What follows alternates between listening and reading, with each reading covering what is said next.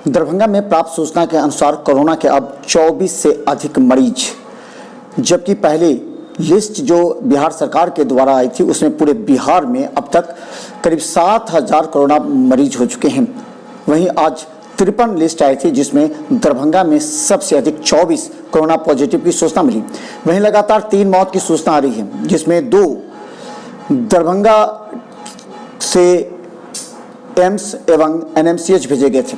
गौरतलब है कि दरभंगा में अचानक तबीयत खराब हो जाने के बाद लोगों को एम्स भेजा जा रहा है, जहां से कोरोना पॉजिटिव संदिग्ध मानते हुए वहां सबसे पहले जांच कराई जाती है। दरभंगा के ऐसे ही एक मरीज थे जिनका तबीयत खराब हो गया डीएमसीएच में 3 दिनों तक रहने के बाद भी, जबकि उनके परिजन कह रहे थे कि कोरोना की जांच करा दी जाए, लेकिन मेडिसिन के विभाग के डॉक्टरों ने उनका जांच नहीं कराया और 4 दिन तक इलाज किया। बाद में कहने के बाद उसे एम्स भेज दिया। एम्स में उनकी हालत गंभीर थी। उन्हें जब जांच कराया गया तो कोरोना पॉजिटिव निकले। उनकी भी हालत काफ़ी गंभीर बताई जाती है। तो माने दरभंगा डीएमसीएच में जांच के जगह पर पूरी तरह लापरवाही। दरभंगा में सबसे अधिक कोरोना के मरीजों की संख्या आज कुशेश्वर स्थान से आई है।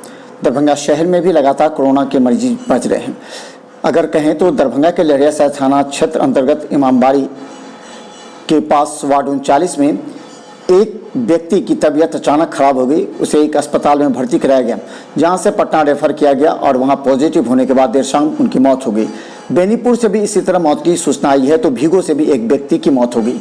यानी दरभंगा में अब कोरोना पॉजिटिव के मरीज की संख्या ही नहीं बढ़ रही, बल्कि होने वाले मौत की भी संख्या से लोगों में हड़कंप मचा है।